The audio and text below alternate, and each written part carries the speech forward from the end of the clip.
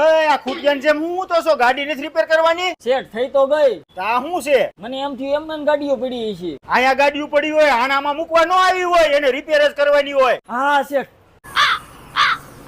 શેઠ આની સીટ ક્યાં પડી છે? આ તારો બાપ તું બેઠો ઈ શું છે?